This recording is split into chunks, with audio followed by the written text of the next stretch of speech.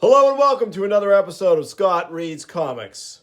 Today I'm going to cover The Savage Sword of Conan, the Essential Edition, Volume 10, published in 2011 by Dark Horse Comics. Continuing our journey through the wonderful black and white reprints of Savage Sword of Conan, done in the Essential Collection style, by Dark Horse. We have a gorgeous Earl Norham cover here from one of their issues covered in this volume. And the back cover, I'm not sure, who does. We'll find that out as we move along. This volume collects Savage Sword of Conan 103 to 111, complete with covers, front pieces, backup stories, and pinups from each issue. So let's dive in. I'm going to fly through this because I know these are incredibly long volumes, 600 pages really of incredible material. And again, these are long out of print, but available on the secondary market. So I think this is a useful exercise. I really enjoy sharing them. If folks are interested in tracking particular volumes down, I feel like these videos can give them an insight into whether one volume or another is really worth grabbing, because some of these can become quite expensive. We get some Ernie Chan here. We, of course, have our table of contents broken into 9 chapters. These issues are. So I would characterize this particular volume is dominated really by 2 artists, Ernie Chan, who we know well from our previous explorations of this title. And then coming more into ascendancy, we're going to see in this volume Gary Kwapis, who I really love Gary Kwapis' Conan stuff. It's highly detailed. There's a couple partnerships with Ernie Chan, but then later on, there are a few issues where Gary Kwapis is doing pencils and inks. It's totally gorgeous. Our first story, though, is The White Tiger of Antioch. And it is a Michael Fleischer script and Pablo Marcos doing art, pencils and inks. We don't get to see Pablo Marcos do pencils and inks, especially in superhero comics. He did a little supervillain team up. He's done in previous volumes of this series and in previous issues of Savage Sword. He has done some of those long form poetry, 5 or 6 page backup stories where it's essentially the poetry or the prose is set to the side of the artwork. We might see one of those examples in this collection. But yeah, so lovely Pablo Marcos here. He does a very strong Conan. Not terribly distinctive, but effective. Very much effective.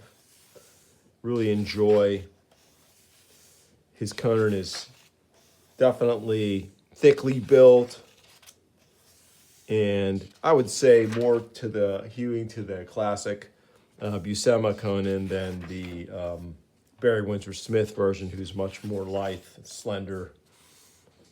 But yeah, Pablo does a great job. We get to see a lot of tigers in this one as well. I forget, but it might be a while. I went through this briefly before recording. And it might be a little while before we see an ape, if at all, in this volume. Which, if we don't see an ape in this volume, I will be shocked. But nothing stands out from my previous go through the volume prior to recording. Okay, Chapter 2, Treachery of the Grey Wolf. Great Joe Jusko cover here. And here's a nice Jeff Ursherwood pinup. And we're going to see some gorgeous Jeff Ursherwood artwork in here and there. Not a ton, but some. And here we have this story, Treachery of the Grey Wolf. Val Merrick layouts, Ernie Chan finishes. It might as well just be Ernie Chan because Chan's inks dominate Merrick's pencils. They're a good pairing. Conan's old foes here. I love the recurring foes that we see in Savage Sword and the regular Conan title. This is the Brotherhood. I always forget their full name. Brotherhood of the Falcon. Crom's Thunder, the Brotherhood of the Falcon. So they have their long-standing vendetta against Conan. Look at this incredible open panel here where he just takes both of this guy's hands off the wrists. Wow. More at the forearms, really. Yeah, so lovely artwork from our team of Merrick and Ernie Chan. Great stuff here. And I know I say that a lot going through these, but these volumes are worth. If you have to pay, these retailed for I think $19.95. If you have to pay double that, you're still getting your money's worth because again, you're not going to see this stuff reprinted in this newsprint format. I know that Titan has done the new Savage Sword and they have committed to newsprint and it's awesome. And I do want to at some point cover those new issues on here, but I want to give them time to breathe because they're new and I want folks to buy them because these are artists who are working now and really need our support. So, I mean, I buy it every other month. It's a bi-monthly title. My point being is that Titan has committed to newsprint for new issues of Savage Sword, but their Savage Sword reprints seem to sadly be just omnibuses with slick paper. And I'm not in for that. So, Chapter 3, The Mill and the Crypt, 2 stories, gorgeous Michael Golden cover. He did a good handful of Savage Sword covers, and they're all incredible. Look at this pinup by Ernie Chan, really great. It reminds me of the old Frazetta. It's obviously taking a nod from the old Frazetta painting. So here is our first, it's a Don Carrar story, pencils Gary Quappies, inks by Bob Camp. And we're going to get this incredible, hyper-detailed Gary Quappies style. His figure work is so elegant, beautiful, and just precise is, I think, one of the ways I can use to describe it. I love his figure work. I love his Conan. He sits somewhere between Barry Smith's lithe and athletic young Conan and the brooding, hulking Buscema Chan Conan. And I like it. I really do. I mean, this is some of my favorite Savage Sword stuff with the anytime Gary Quappies shows up, moving from, this point on, it's just a treat. Look at here, he snaps this guy's neck. You wanted to live like a beast. Now you can die like one. Snap. So Conan is dealing death and justice as only he can. And the fight sequences are tremendous. Excellent, excellent, excellent artwork from Gary Quappies here. And Bob Camp, I love his inks on Buscema, and his inks on Quappies are excellent as well. Conan saving this woman from a terrible fate and her baby as well. And again, we see another sequence. Conan is as deadly at range with that broadsword as he can be in melee. Just devastating. And he uses a farm implement because his sword is otherwise occupied pinning that guy to the interior of this hovel he's in. So he's going to use a farm implement to fight off these other scoundrels. And he eventually gets his sword back. Yeah, these action sequences from Quappies are just next level. Wow, look at that. It's brutal. Ugh. And again, I say it every time I go through one of these volumes. We didn't get this level of violence in the Color Conan comic because they just couldn't do it because of the comics code. And looks like this woman's trying to thank Conan, but this guy's going to garrote him. Looks like it was kind of a setup here.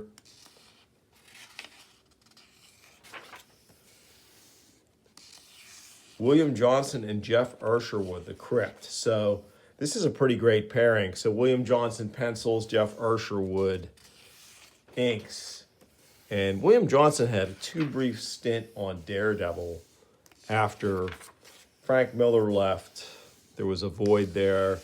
Klaus did it. Klaus Janson did it for a little while. And then William Johnson, between the late 190s and 200 to maybe 202, did some pencils for Daredevil, and it was great. And he's a great artist, and he gets his hand shot at Conan here. Here we have a great pinup from Gary Quappies. Again, he's dominating this volume. Cover art here from Michael Golden, gorgeous. Feud of Blood is this story. I love this story. It's got cool Dave Simon's art, which again is a name we haven't heard a ton through our first 10 volumes. Here he is. But it's got the unlikely return of another longtime Conan villain, Barar al-Ashaq, that pirate who has the hook or mechanical hand and the mask, very distinctive.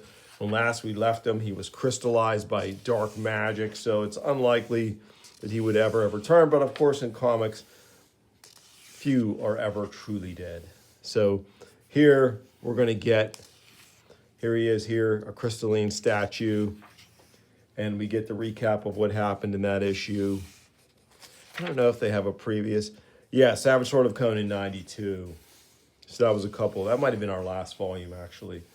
But here he is reconstituted, and he is ever one to seek vengeance, and he is incredibly formidable.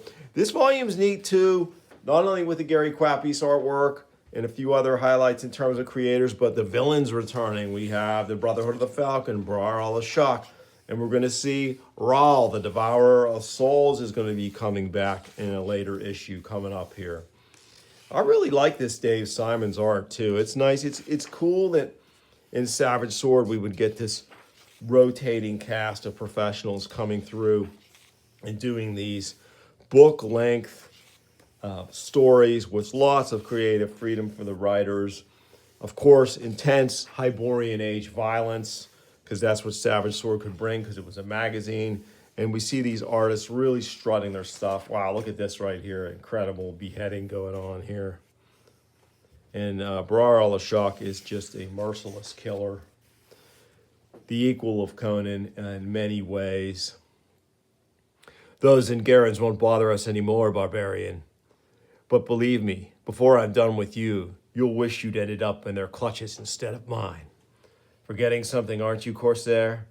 Unlike those Zengarans you slew so effortlessly, I'm not on fire, nor am I unarmed. Unarmed, nay, you're not unarmed. But just how long do you really expect to survive against me when you can't even use your right, what? The parry. I've misjudged you, barbarian. So yeah, he's got a injured right arm, so he has to fight left-handed against him here. Like this Dave Simons art, as I've said, and this issue is really cool. So they're going at it. And our story ends. So now, The Eyes of Gabar Rajin in Deepest Devotion for Chapter 5. Great Earl Norham cover. That's the cover to this volume. Another Ernie Chan pinup. And rare treat in this volume, Rudy Nebry's story, pencils and inks. And this is so gorgeous. How many times can I sing the praises of Rudy Nebry's? Well, as many times as I see his art, I'm going to sing his praises. And Barar al-Ashaq returns in this issue as well, because he's not finished with Conan. I love Rudy Nebry's version of this character. And you almost really start to root for Barar al-Ashaq, because he is kind of a compelling anti-hero in many ways. And he, as much as fighting Conan, he's fighting many of the other denizens of the Hyborian Age as he seeks revenge, wealth, and to quench his dark appetites. He's just a compelling character and a fun foil for Conan to go against. And this Rudy Nebry's artwork is lush, gorgeous. Many ways Neil Adams-like. You can see some Esteban Morato in here. Rudy still working, still doing pinups. You can reach out to his agent on Facebook and buy original artwork. You can commission him for headshots and full figure pinups. I mean, it's incredible. In his I believe he's in his early 80s. He's still chugging along. So this is Tony Salmon's artwork in this backup story here. Not a fan of the looseness of Tony Salmon's artwork. He's a fun storyteller. I'm just not as big a fan of his stuff versus other Conan artists. And we get a nice Rudy Nebry's pinup here. Chapter 6. Claws of the Osprey and the Fear of Crom. So this is a Gary Kwapis Ernie Chan team up.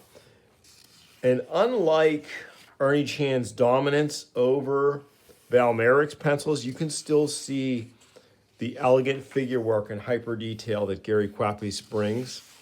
And I actually think I really enjoy the partnership of Quappies and Chan on these stories. And they will work together again, maybe not in this volume, but in volumes that we're going to come as we continue our march all the way through this 22 volume reprint collection.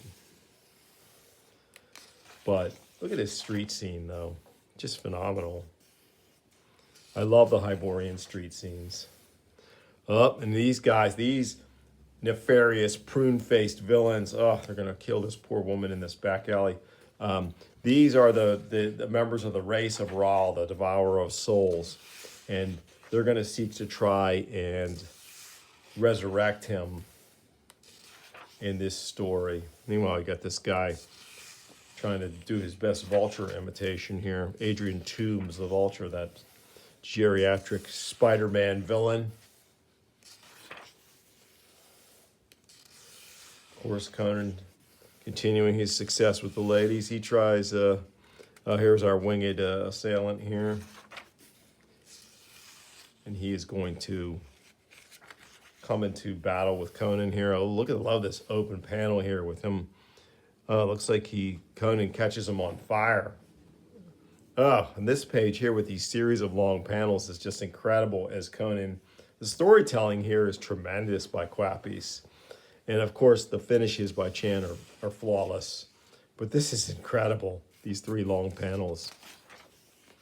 This is I don't know. I mean, I'm not going to say it's going to top my favorite volume, volume 8, but man, this one really is coming out strong, and we're more than halfway through. And these are wordless panels here to tie up our story, which is pretty great. I always like that.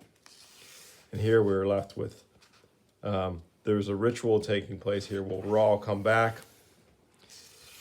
Here's the story, The Fear of Crom. This is our first taste of Mike Dougherty in this volume. I love Mike Dougherty's pencils.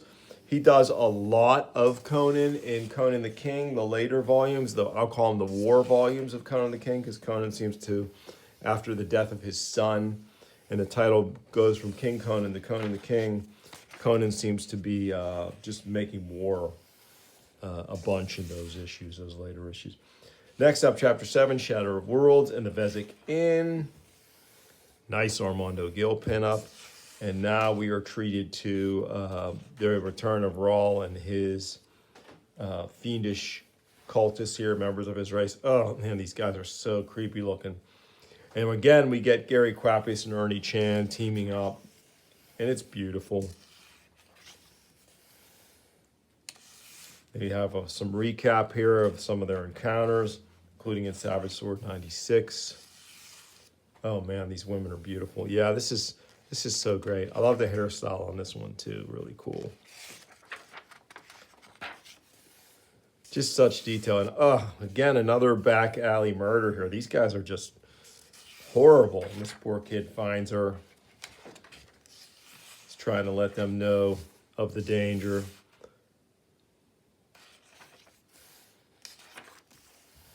I think Conan's going to end up captured in this one. Here he is doing some thieving. This kid's trying to warn everyone about what's going to happen. Oh, another gorgeous lady here.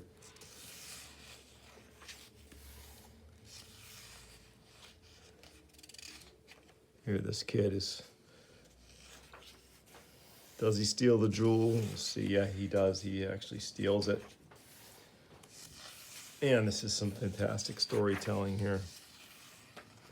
There's a recent issue of the new Savage Sword, the modern Savage Sword, written by Roy Thomas and drawn by Roberto Della Torre, which I highly recommend. Which the storytelling, I don't know, just reminiscent of the storytelling is reminiscent of this classic storytelling, which I love so much. Oh my, that's very Cthulhu Mythos-esque here. This image. Almost like Shumagorath or something. O mystic jewel of Ganja mead, let your brilliant inner fires blaze forth to bathe the sanctum in eldritch light. Let Raal, our Lord and Master, be washed in your weirdling glow, so that through your infinite darksome power, the mortal wound that slew him may at last be healed. So yeah, there's still, and here he is. He's back. It works. And again, he's fighting Conan, but Conan can never really match him blow for blow. There always has to be some other mechanism that gives Conan the victory. Because Raw is just too physically formidable. Okay, we're next up with a backup story here. This looks like more Mike Dougherty, which is nice. He always draws Conan with a very broad nose, giving him a little bit more character. Maybe less classically handsome and more rugged. All right, on to Savage Sword 110, Chapter 8. The Army of the Dead and the Dinner Guest. This one is one of those all Gary Quappy stories, I believe. He does pencils and inks here. And I'm there for it, man. It's gorgeous. Loving this stuff. So good. And again, we get some wordless panels here. I like how our scripter kind of lets the art breathe. It might be Michael Fleischer. I'm not going to dawdle too long checking on the credits. I think it's important to show folks what's in these volumes, and you can always look up who exactly does what if you're curious. And again, the newsprint is beautiful. These volumes, if you can find them in nice condition. I've mentioned this before, I think. The bindings on these volumes are essentially equivalent to the Essential editions that Marvel is doing. I don't know if they were done at the same printer, but they're every bit as sturdy. These volumes, as I've mentioned in the past, as an ex-librarian, I've seen them in libraries, surviving heavy library use, staying together. So you don't have to be precious with them when you do acquire them. You can go ahead and read them. That's what they're for. They're reprints. Of course, you can buy the original issues, and I do have a slew of those as well, but it's nice to have these collections because you just know you have everything.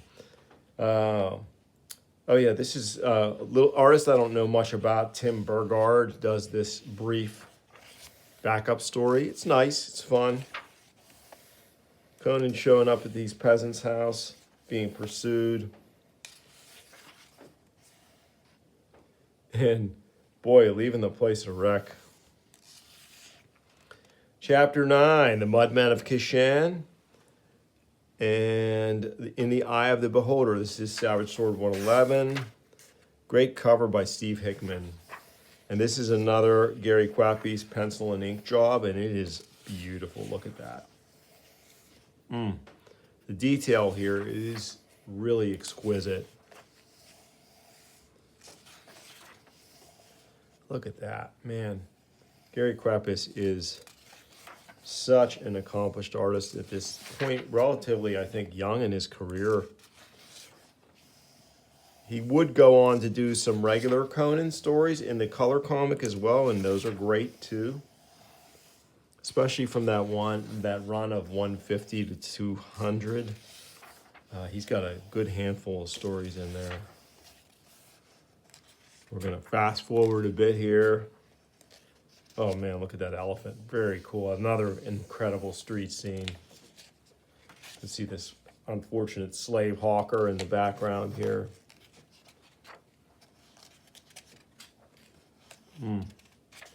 Conan fighting a marauding crocodile. This might be our last big story of the volume. It's really getting toward the end here. There's a pinup here, and then the story continues. And then In the Eye of the Beholder is all Ernie Chan artwork. It's a brief story. Usually Ernie does longer stories, but this is a briefer one. Very good, though.